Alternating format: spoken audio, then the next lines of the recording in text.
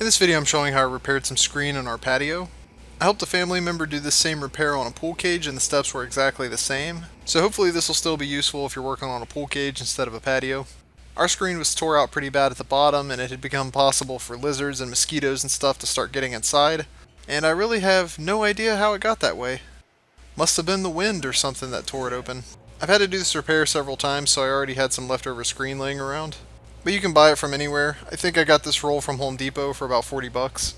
I just measure it out and leave about 2 extra inches on each side so that I know I have enough to work with. And then just use a utility knife with a sharp blade to cut it. If your eyes are good enough to follow the little grid in the screen, it's pretty easy to cut it straight. And even if it's not perfect, it's no big deal since the edges just become extra slack that get cut off in the end anyways. I usually start by removing the spline first. I use a screwdriver to dig it out of the groove and then a pair of pliers to grab a hold of it and pull it out.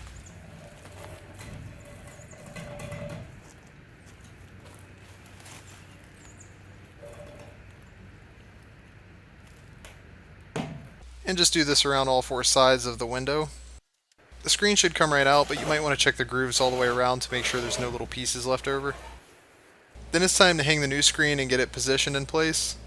I tried this before with different kinds of tape and never had much luck.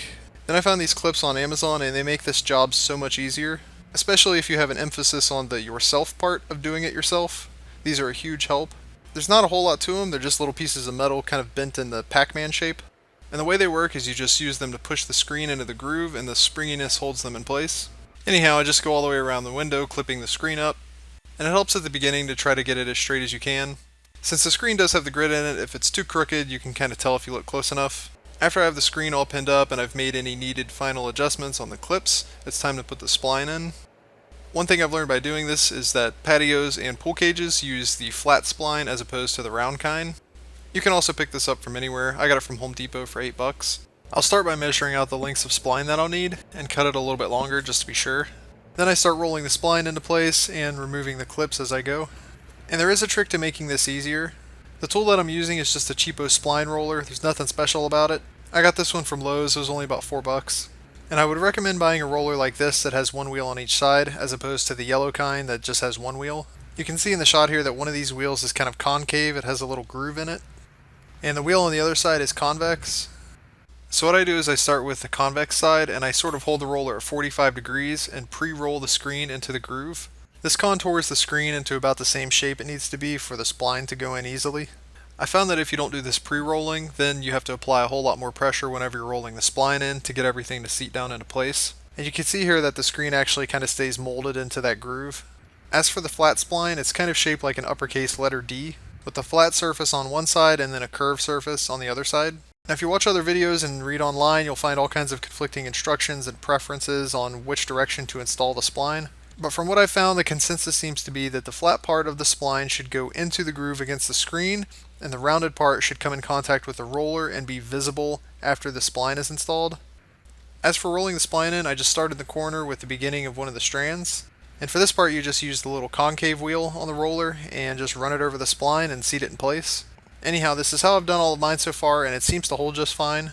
For what it's worth, it appears that the old spline was also installed in this same direction. But it's always possible that your situation may vary, so use your best judgment. And after going back over it once, it seems like it's usually pretty snug and not going anywhere. Then I just continue this same process all the way around the screen. I've seen some suggestions that starting in one corner and going all the way around the screen and finishing in that same corner will help you keep down the ripples and the unevenness. I tried it this way just to see if it would make a difference or not, and it seemed to come out okay, I guess. I still had a couple of spots that didn't come out perfect and could have been better. But this is just my backyard, and there's a lot more just drinking beer with a dog than there is throwing fancy state dinners, so I'm not really worried about it. After I'm all done rolling the spline in place, I just come back with a razor blade and cut the excess off of the edges. It's kind of a stupid tip, but I feel like I should give it anyways. The mosquitoes and Florida humidity have a way of wearing on me, and at this point in the job, I'm usually pretty tired and have accidentally ran the razor blade through the good part of the screen before, which is a pretty soul-crushing way to spend a Saturday. So don't cut yourself or the screen. At least the wrong part of the screen. Alright, well that's pretty much all there is to this video. I've done this repair several times and gradually picked up tips and gotten better at it. So hopefully putting this info in a video makes it easier for somebody else tackling this same job. Anyhow, hit the like button if this was helpful, and thanks for watching.